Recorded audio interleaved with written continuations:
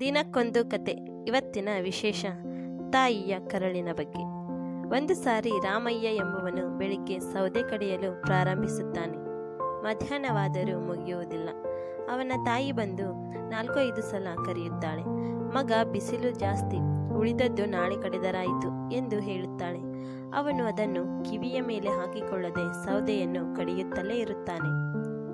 ಆಗ ಅವನ ತಾಯಿಯು ತನ್ನ ಮಗನ ಮಗುವನ್ನು ಕರೆದುಕೊಂಡು ಬಂದು ತನ್ನ ಮಗ ಸೌದೆ ಹೊಡೆಯುತ್ತಿರುವ ಜಾಗದಲ್ಲಿ ಕಲ್ಲಿನ ಮೇಲೆ ಕೂರಿಸುತ್ತಾಳೆ.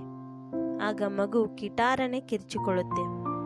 ತಕ್ಷಣ ಮಗ ಓಡಿ ಬಂದು ಮಗುವನ್ನು ಕೈಗೆ ಎತ್ತಿಕೊಂಡು, ಏನಮ್ಮ, ನಿನಗೆ ಬುದ್ಧಿ ಇದೆಯಾ? ಮಗುವನ್ನು ಉರಿಯುವ ಬಿಸಿಲಿನಲ್ಲಿ ಕೂರಿಸಿದ್ದೀಯಲ್ಲ ಎನ್ನುತ್ತಾನೆ. ಹೌದಪ್ಪ, ನನಗೆ ಬುದ್ಧಿ ಇಲ್ಲ. ನಾನು ಎಷ್ಟು ಸಾರಿ ಕೂಗಿದರೂ ನೀನು ಬಿಸಿಲಿನಲ್ಲಿ ಸೌದೆ ಕಡಿಯುತ್ತಲೇ ಇದ್ದೆ. ನನ್ನ ಮಾತನ್ನು ಕೇಳಲಿಲ್ಲ. ಈಗ ನಿನ್ನ ಮಗು ಬಿಸಿಲಿನಲ್ಲಿ ಕುಳಿತಿದ್ದಕ್ಕೆ ನಿನ್ನ ಕರಳು ಚುರುಕೆಂದಿತು.